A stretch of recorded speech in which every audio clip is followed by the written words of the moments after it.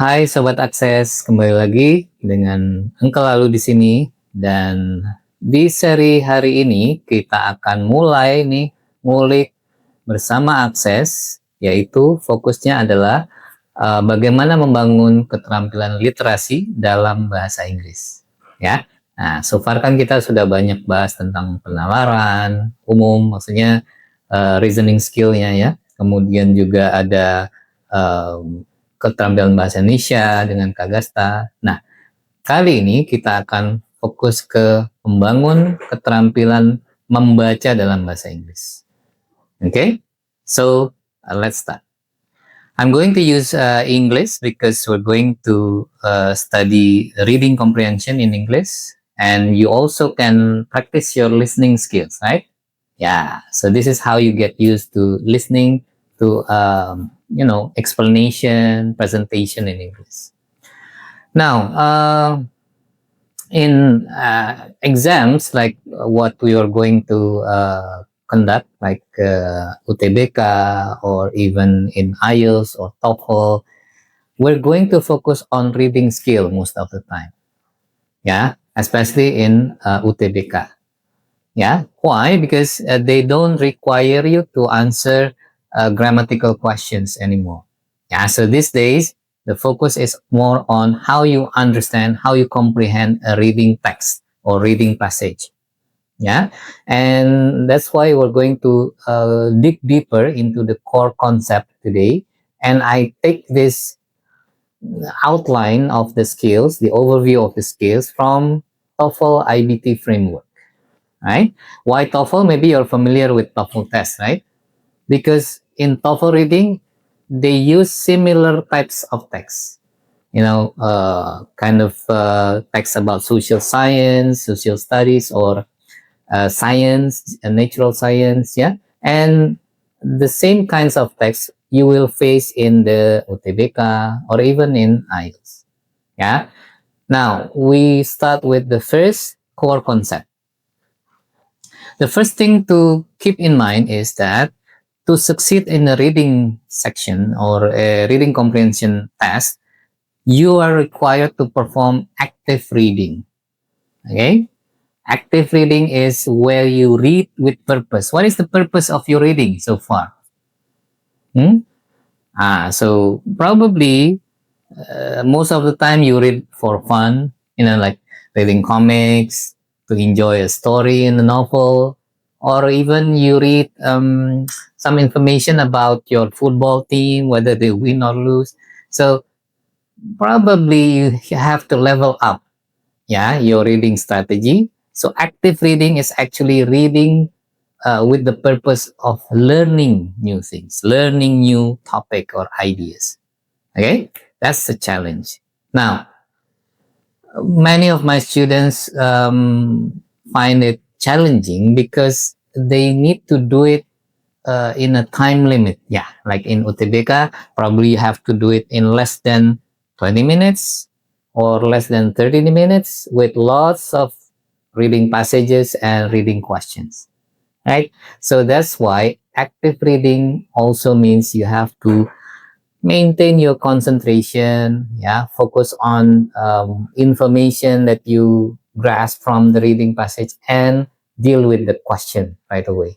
Yeah, it has to be done effectively.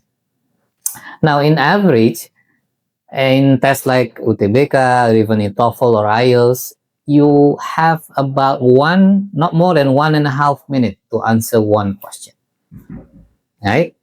That's why many of my students, again, they ask, is it okay just to go to the question right away? You don't have to read the text first? That's a tricky question, yeah.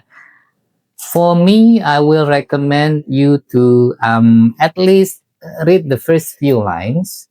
Try to set your orientation. Like, you want to watch a movie, let's say, yeah? But if you don't know what the movie type is, what it is going to be about, then you find it hard to get into the story, right? Yeah, it takes time for you to understand the main idea or the main message. So that's why also in dealing with the reading passage, you can read the first few lines, try to focus on the main topic. Yeah, usually some keywords will give you a clear idea what it is about. Okay, for example, we have this kind of reading text. Let me see. Yeah, maybe later I will show you the full text. Yeah, in our video. This short passage is taken from a Wikipedia article about hype beast. Probably you're wondering, what is hype beast? No, hype? Something trendy? Yeah. So first line already give you a clear idea. Oh, this is something about hype, the trend, social trend, eh? Also known as drip fashion. Trend in using some kind of clothing, trendy, what is it? Apparel, something like that. But beast, beast means animal, right? Literally. So you're kind of wondering, why is it called beast? Something negative, there. Yeah, it has a connotative meaning. So that kind of quick glance will give you a good start. Yeah, imagining what the whole topic is about, and then you go to the question. It takes around only a few minutes. Yeah, 1 or 2 minutes, and then you're ready with the question. Okay, so that's all. Many probably most commonly asked questions about what to do first, go to the question or read first. But you don't really have to read all of the text at the beginning, right? Because it takes time. Yeah, while you go back and forth to the question, then you get deeper and deeper understanding to answer the question. Yeah, and then you go through all the paragraphs. Okay, that solves the first thing. Now, back to the core concept. Now, I mentioned that we have to deal with the passage and the question effectively, right? How to do that? The basic approach of reading the passage is it involves three phases or three major tasks. First, you need to find main ideas, as I mentioned earlier, what the whole passage is about, the topic, or what each passage talks about. Yeah. So to be able to do this, you need to skim. Skimming. Probably you are familiar with the words. Yeah. Your teacher, English teacher, teach you that to do it at school, right? While you read. So skim to find the main idea, and also scan. Yeah. Find details like who, where, when, what, questions. Yeah. So that's the first phase. Grab the main idea. Find the main idea. Next, you need to, while reading, yeah, and go back and forth to the question, you need to grasp also the outline or the structure of the text. Yeah, how does it connect from first paragraph to the second paragraph? What links the idea? Now, in order to do this, you need to recognize the linking expressions. Yeah, for example, the first thing to point out, and then in addition, moreover, on the other hand, those kind of linking words. Yeah, and then the third and most important stage is analyzing the purpose of the passage. Yeah, of course, the author or the writer of this passage have certain purpose. Why does he choose to lay out the passage like that? Yeah, from the first paragraph, the second paragraph, there is a purpose of using that kind of outline. So at the end, yeah, you are able to draw many conclusions by learning through reading the passage. Yeah, and ultimately, then you can tell, oh, so this is why this text is written by the author. Yeah, so that means you already learned the whole thing about the passage. All right, I repeat again. First, you find the main idea. Now, I usually illustrate the way we find the main idea like this. Yeah, you move your eyes. This is the arrow shows the eye movement. Yeah, because usually the main idea will be in the first lines, and sometimes concluded in the last lines. Yeah, so it's like a Z, yeah, letter. By, retrieving the keywords. Yeah. Oh, so this is what the author is talking about here. You get it in the first sentence or a few first sentence and then the last sentence. Yeah, beginning and the end. Now, maybe you want to ask the first question there. Okay, the first question is, which is more important in doing the literacy test for English exams in general, speed reading or active reading? Exactly. Now, it seems that, active reading, like what I show you here, will take lots of time, right? You have to read carefully, trying to understand many things. But on the other hand, you have to go back and forth to the question quickly, right? Because you have limited time. So I recommend that first you practice building active reading first. Okay? But then you practice timing yourself so to improve your reading speed, because both are important. We cannot say only careful reading is important. We cannot say only reading fast is important. Both are important. Yeah. We cannot achieve it, only using few times of practice. It cannot be, mastered. You have to practice a lot. And also the key is to practice with different kinds of passage, right? The more you're familiar with different types of passage, the type of text from different range of topic, then you will build careful reading, active reading, as well as your reading speed will improve. Okay? I hope that answered the question. And again, what important to find while we read quickly or skim like this is to find the keywords. Yeah. The keywords that may lead to the second question. Oh yes, sir. I want to ask, is there any recommendation sites or online resources to help us building a reading comprehension skill? Right. Yeah. Now, you are very lucky these days because very good resources are there for free to find on the internet, right? The thing is, you can type in keywords and then they will lead you to so many different reading materials. Now, how to find a good materials? Yeah, a good question. I usually recommend like a magazine, yeah, magazine article, because magazine is kind of summarized version.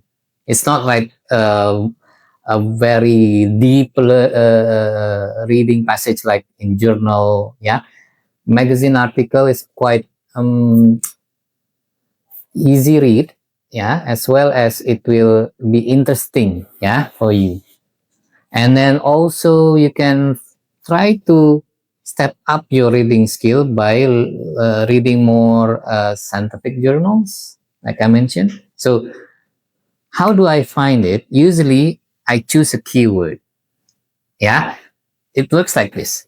When you do lots of practice reading UTBK materials or IELTS or TOEFL materials, you will probably recognize some topics, yeah, common topics that will appear in text. And grabbing those keywords, you type in your browser or like you Google it, and you will find lots of articles. Now, you choose the one that is not more than 1,000 words, 500, 600 words. Yeah, that will probably be a good material for you to start with. Yeah, but then don't only stop at reading. What you have to do is you write down some research question that comes up into your mind. For example, what do you want to find out about hype beast earlier? Yeah, you start typing. Where did it begin? Like, when does the trend starts, yeah, in which country, for example, and uh, what big brands support this trend, right? And starting with a curious mind will help you with the active reading skill. It's not like reading through and then you want to learn something. Okay, yeah, probably. Then the next question. Okay. The next question is, how do you know the words or the phrases are the keywords? Any specific clues that can help us find them? Yes, yeah. Many of my students complain, "Eh, it's easy for you, sir, because you quickly find the keywords." How do you find a good keyword? Now, keywords are the important ones. Yeah, it it it can be word or phrases. Yeah, that is being explained there or given example about. Okay, let me find the example again for you. When we talk about hype beast here, then directly the author give the definition. What does it mean by hype beast? And they give you the example. What kind of clothes they are wearing to follow the trend? What kind of stuff? Yeah, they try to buy, or they try to uh, they even like wait in a queue for a whole night to be able to buy the first product, right? And then they will repeat it again and again. So that's how you know, oh, that's the keyword. Yeah, it is being repeated, but also it is being paraphrased. Of course, the author do not want to use the same word again and again, right? Yeah, so that's why they're being compared, contrasted, and given many details. Yeah, that's the keyword. Now, as I mentioned, of course, it needs lots of practice to be able to recognize it quickly. Yeah. Okay, that's the first challenge, yeah, to find the main idea. Now we go to the second challenge. I use this kind of illustration, yeah, to give you a clear idea. What do I mean by text structure? Yeah, so typically an article or a deductive kind of text, it it consists of at least three parts. Yeah, the introduction part, yeah, the first few paragraphs, and then the main parts or the body paragraphs, and somehow they like to give a kind of summary or conclusion at the end. Yeah, so that's how you need to make a kind of outline of the text. Yeah. Now, as I mentioned earlier, as these are the direction word, yeah, or linking expression that will give you the clue, yeah, on how the text or the passage is structured. Look, if the author wants to go to the same direction, want to make additional idea or giving more details, they will use this kind of direction. Also, moreover, and then they give explanation, example. Here are the linking expression. But when the author want to go to the opposite direction, yeah, he or she will use lots of contrasting link expressions like even though, in contrast to, as so. Yeah, so if you are like more, try to be more sensitive of recognizing this kind of linking expression, and then in no time then you will understand the structure. Yeah, now when you grasp the structure already, you kind of create mental map. Yeah, mental map in your mind, like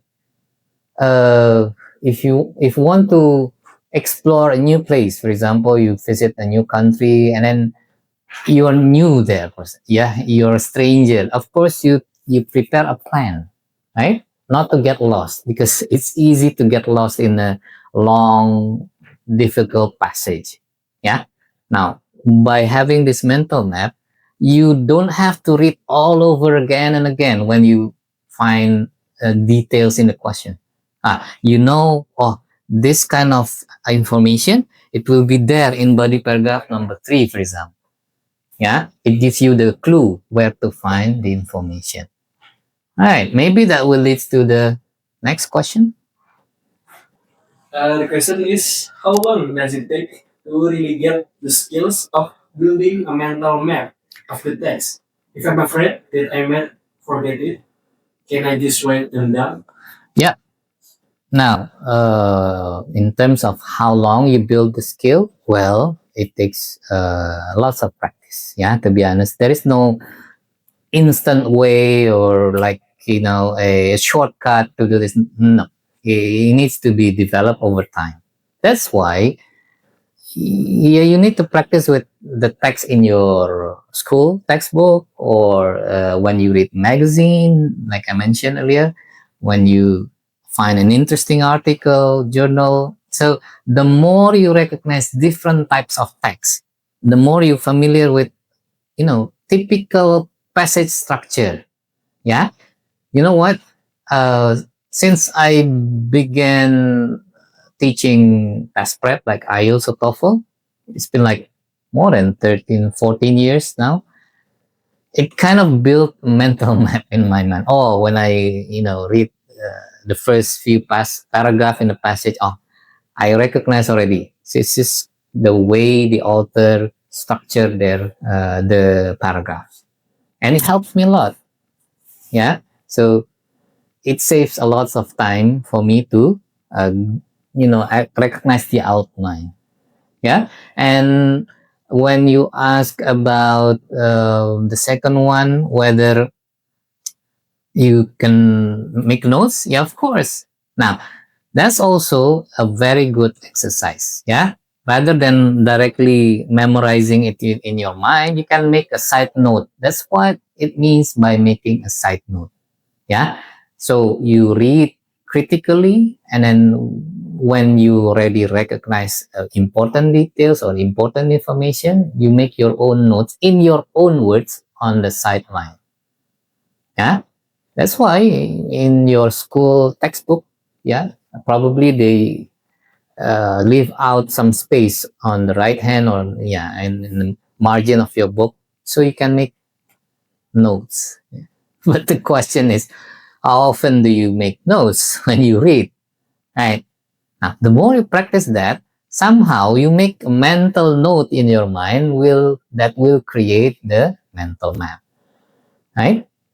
Yeah. So typically, there is a beginning part where the author introduce the idea, the message, and then elaboration in the body paragraph.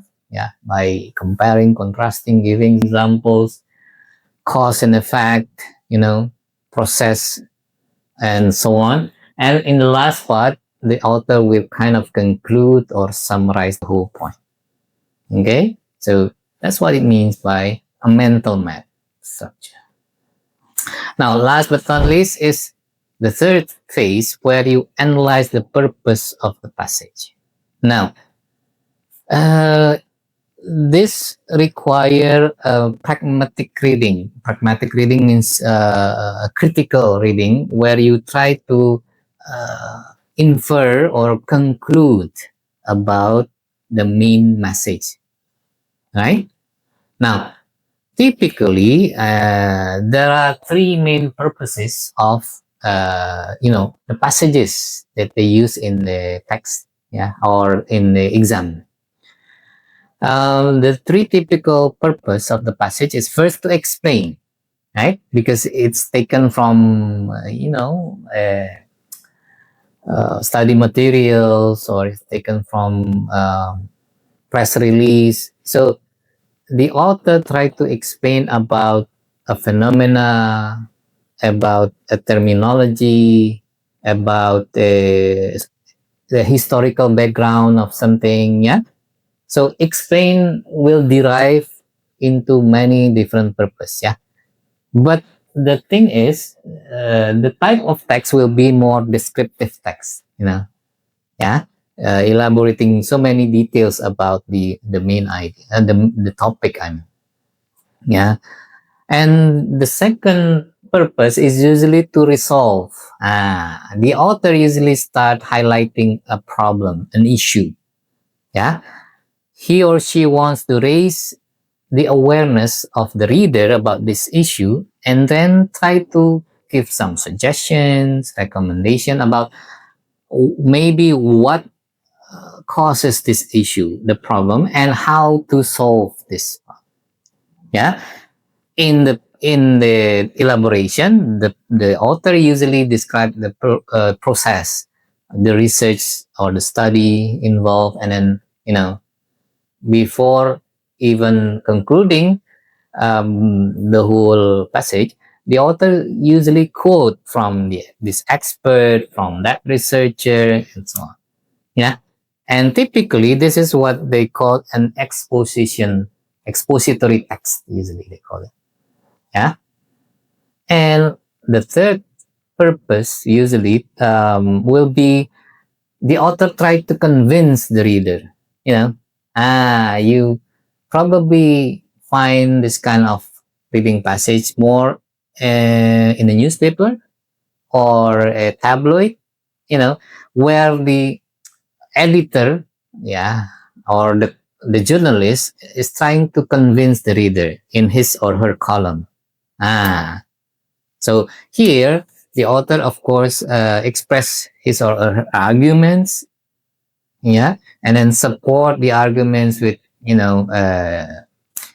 sufficient supporting details, yeah, whether it is in form of facts or opinion, to come up with a kind of what is it, assertion. So he is sure about his or her argument, or he's still not sure, which means he still question this opinion or this argument.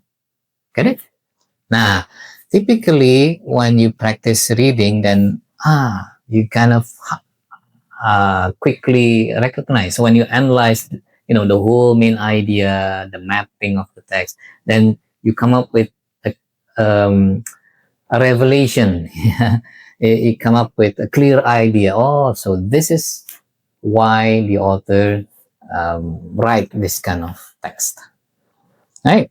So the 3 steps are very, very important for you to practice. We haven't come into the question type yet because, in our series, we're going to spend more time later. Yeah, so keep following our series. Yeah, how to recognize the type of question, how to use our strategy dealing with different types of question, and how to ensure you get the correct answer.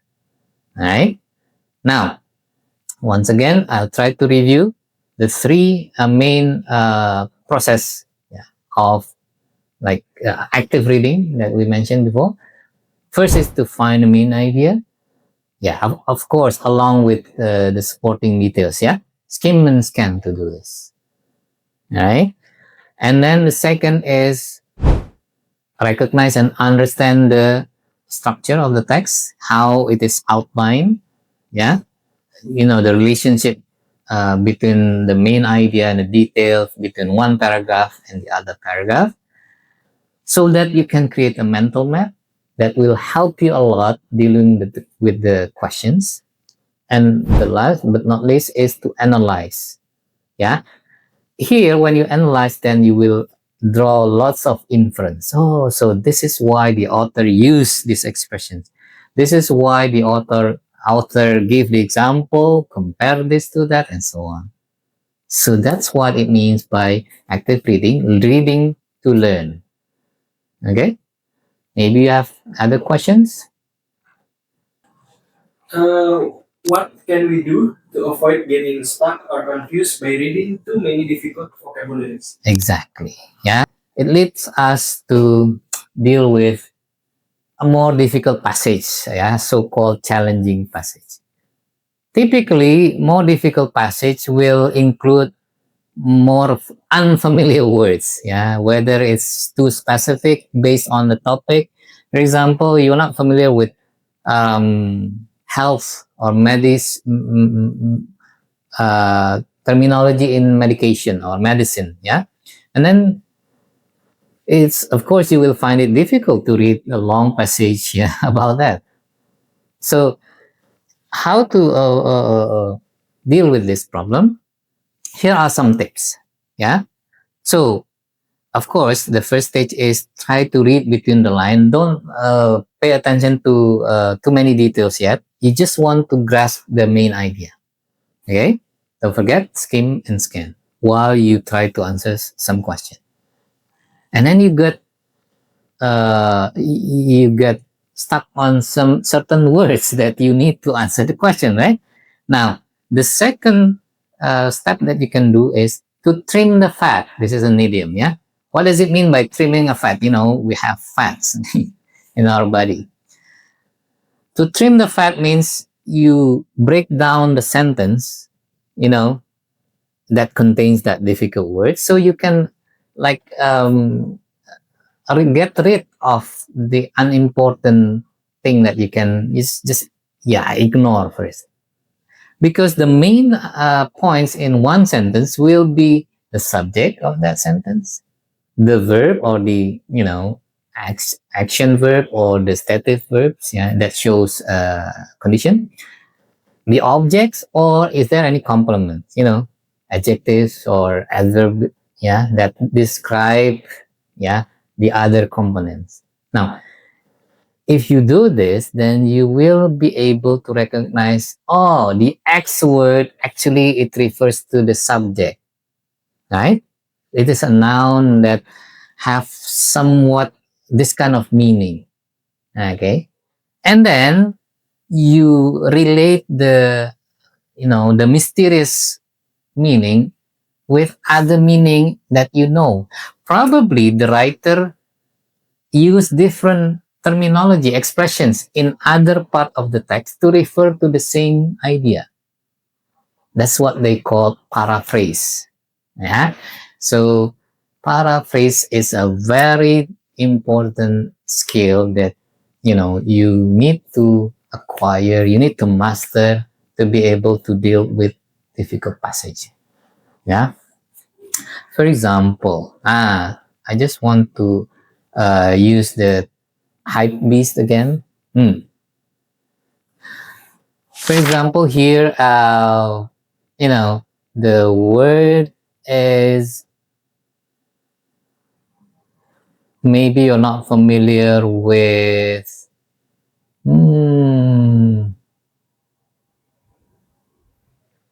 this one is pretty familiar with you, because nowadays you follow the trend, you follow the hype trend on social media, but then you don't know the word beast. For example, here, the author, now when he described the word beast, he mentioned here about the word that has connotative meaning, right here. Although in some countries like the US and the United Kingdom, the term the word hype beast still carries some negative connotation. So that's how you link the idea. So hype beast, why they use the word beast? Because it's not very positive in meaning. Yeah. Why don't they use just hype teenagers or hype people? No, they want, maybe they underlying meaning is there. Yeah. Okay. And then that's how you link the idea. Yeah, relate the idea. Also, you can compare it with other similar meaning words that you already know about before. Yeah. Maybe watch the movie Beauty and the Beast. Yeah. Beauty, of course, beautiful, have positive meaning. Beast is the bad, the ugly thing. Now, that's how you find the meaning, yeah? Okay, and then, this is the scene, yeah, that I want you to take away from this episode, yeah, because we're going to discuss this further in our next episode. This is the steps of reading comprehension. It starts from the top to the deep down to the details, yeah, down to the details. So you start by reading fast, yeah, to only grasp the topic by looking at the first line. Maybe there's headings. There are headings, yeah, from the text, and then illustration also will help.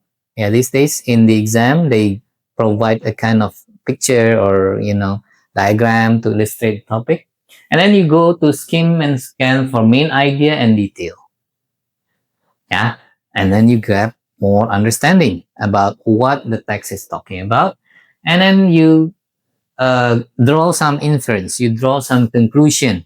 Yeah, what does the author tries to say here? What does the author means by doing this? Yeah, this is what we call rhetoric. Yeah, and then even deeper, you find some meaning of the keywords. Oh, so this word can be replaced by what words? That's what we call paraphrase. Yeah. Okay.